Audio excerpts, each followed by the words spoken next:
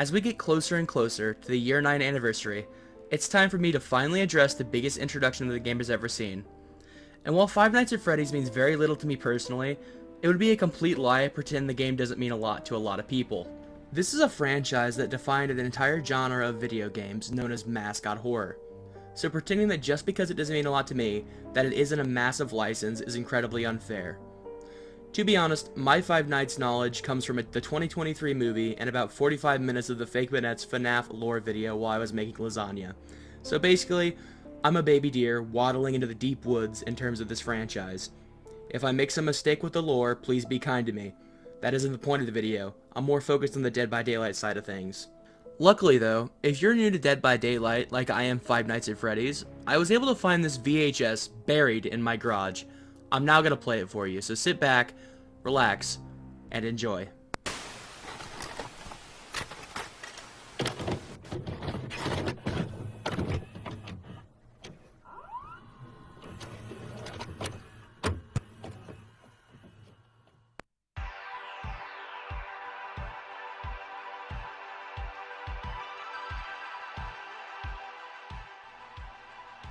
Hey, welcome to Dead by Daylight.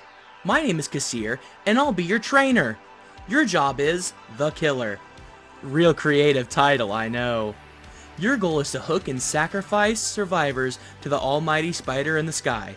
Don't worry though, the survivors always come back. Once you've done that, the entity will reward you with blood points. Yum!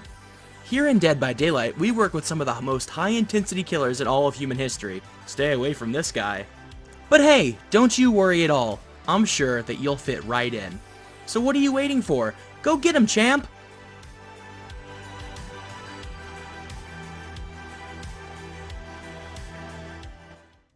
Dead by Daylight has two types of content, original and licensed. Both of them have their pros and cons. For example, original content allows for behavior to make a character from the ground up and design a power specifically for them. On the other hand, you have licensed content, which usually leads to a larger player number spikes, as well as adding another iconic character to the roster. In recent years, we've seen an extremely steady stream of licensed content added to the game, with only a handful of original characters. While my personal taste in terms of character integration leans into original characters, it's undeniable that licensed characters are massive for the game. Let's take a look at some of the biggest hitters in the past. The Halloween chapter started us off big by bringing a lot of players into the game extremely early on, while also introducing multiple perks into the game that are still used to this very day. The Stranger Things chapter was not only huge in the gaming world, but also leaked to the mainstream news a bit. It was one of the best times to play the game due to just how many people were new and extremely into the game. The Resident Evil chapters were made with lots of love by a developer team who very clearly cared about what it was they were making. From the perks to the animations, the chapters are beautifully crafted. While I think these are the biggest licensed chapters we've seen, I don't think it's an extremely hot take to say that they don't compare to the massive potential that the Five Nights at Freddy's chapter that we'll be getting next month will have. And that is the major thing I want to cover here. Potential. This chapter has a lot of hype going into it. The reaction to the little bit we were shown at PAX East gave me actual chills. The tweet announcing the chapter last year is one of Behavior's best received tweets. People are very much into this, and I think this needs to be a hit, especially after the buggy releases that we've been given recently. The first thing I want to talk about now that we're getting into the meat of this video is that Behavior needs to keep the player base that the game is going to get from this upcoming chapter. With massive player waves in the past, we've seen the community hit new highs and then gradually sink back down to the levels they were beforehand. This has kept Dead by Daylight in a state where it hovers around the 30,000 to 40,000 player count on Steam charts. Granted, this is a very healthy player base, but Five Nights at Freddy's presents the biggest opportunity for Behavior to have massive player growth going into the future. There are only a handful of massive licenses left, and this is undeniably one of the biggest ones, so Behavior desperately needs to take advantage of it. Many things can be done to alleviate player frustration ahead of and during the release of the chapter. Obvious things like keeping the chapter well balanced, as well as doing the best to prevent as many bugs as possible from leaking into the live version of the game.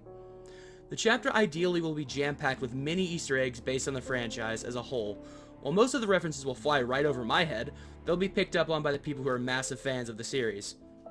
My first ever video was covering the chapter when it was announced a year ago, in which I speculate on who the chapter will be as well as the game-changing nature of it.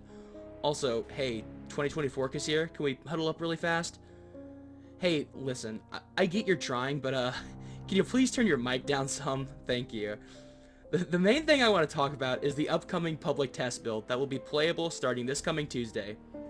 Historically, Behavior's PTBs are a great window to look into the mindset of the developers when it comes to making a new character. An example of this is the Freddy rework, a character that I know very well. Very little was changed about Freddy from PTB to live because he was already nearly a perfect killer.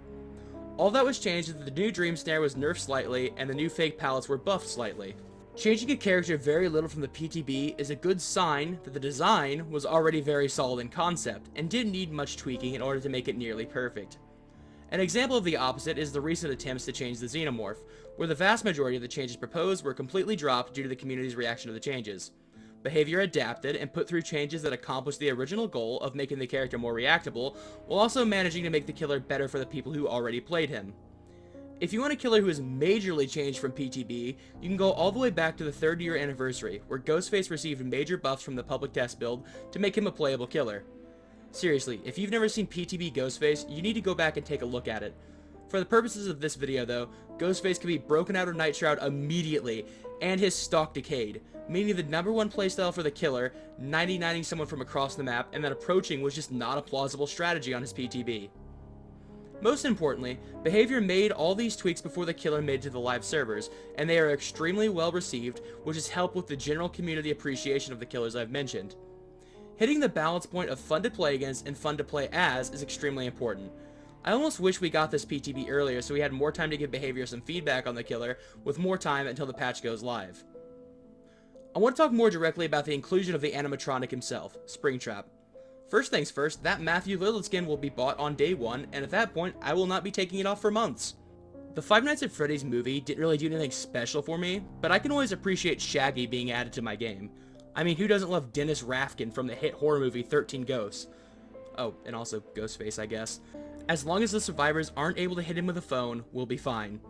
The Yellow Rabbit is incredibly silly, but seeing Steve Raglan's face in-game is sick. Which, side note, yeah, sure dude, that's a great fake name, real convincing.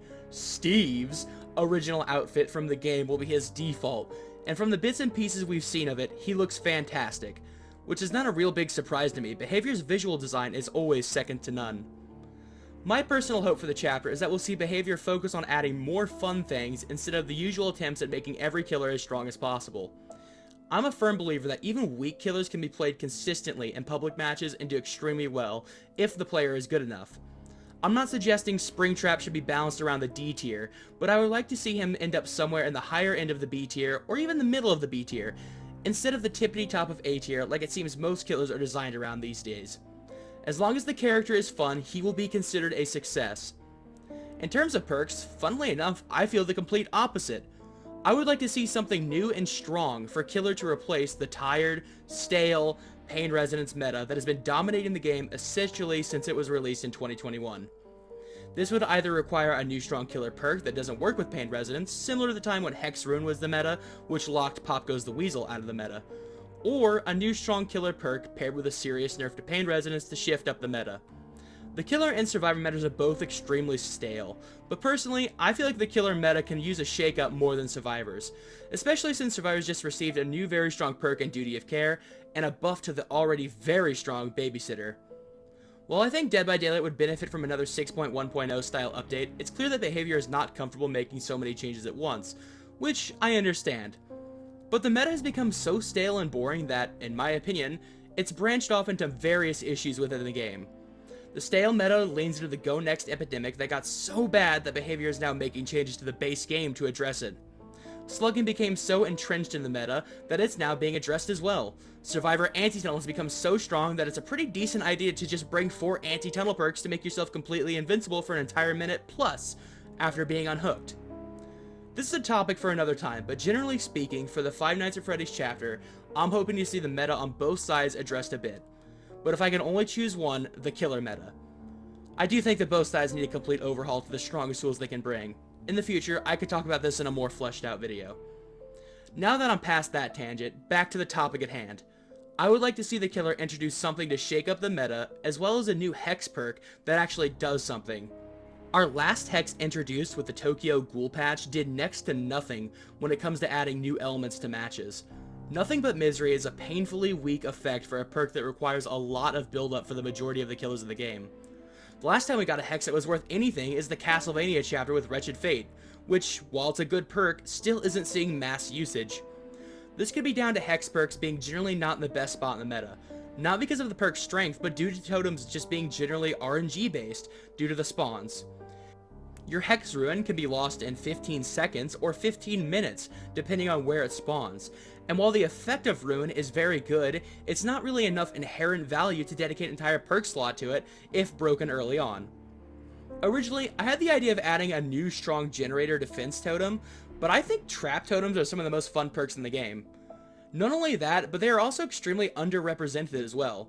Haunted Grounds could be one of the funniest, most fear-inducing perks in the game, and I would love to see something similar to it being added.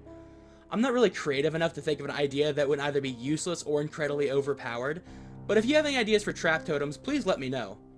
The final perk in my dream world would be a feel-good perk, similar to something like Forever Entwined, Fire Up, or Shadowborn back in the day, to make the feeling of playing killers just generally more pleasant.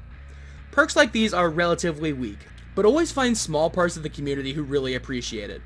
Of course, this is just my personal wish list, and while I don't have any concrete ideas, this is what I usually look for in terms of a killer's release.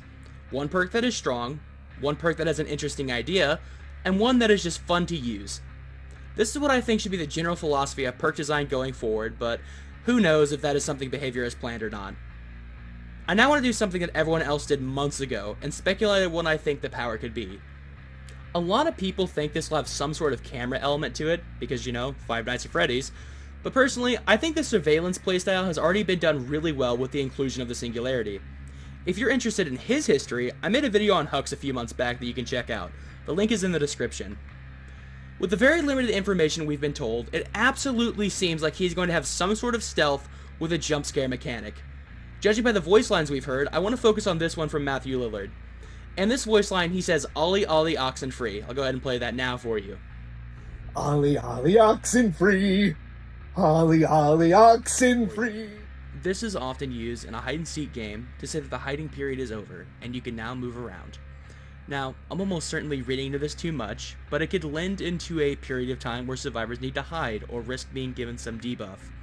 Something like a short exposed effect or giving Springtrap or a reading for anyone who didn't stop moving. Unfortunately, this is very similar to the Skull Merchant power that was shown a couple months ago, but for all I know, behavior's given up on that. I think Springtrap is more than likely going to have a pretty down-to-earth power in order to make him as understandable as possible for newer players in a chapter that has every possible chance to blow the game up. I don't want to spend too long in the speculation area of the video, because I personally don't find it very interesting to talk about. However, I did want to throw out a prediction, because it's kind of fun. The final thing I want to talk about is the lack of a survivor for this update. I find it incredibly unfortunate that we're going to be getting a massive chapter from one of the biggest horror games of all time, and one of the protagonists wasn't selected to be joining the game. Not only that, but I generally find paragraph releases to be less interesting than full chapters.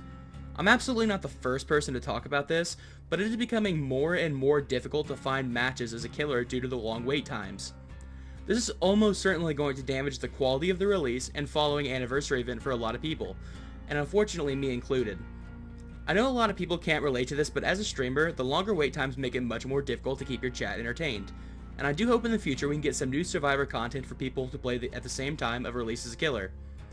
Fortunately, we'll be getting 2 new Survivors in July, and if the rumors and speculation is correct, I think a lot of people are going to be very happy. While the Survivor side of the game will be a bit content dry for a bit, later in this year, Survivors have a lot coming, so just try and hold out until then. The final thing I want to talk about is the upcoming anniversary event, because it is kind of tied to the Five Nights chapter. We're getting the Masquerade event back this year, which I know a part of the community is getting tired of, but for me personally, the aesthetics of the event is one of my favorites. So for me personally, it's a thumbs up. This year, I had the idea of it being themed around a kid's birthday party due to the Five Nights tie-in chapter. The event offering could be themed around the franchise.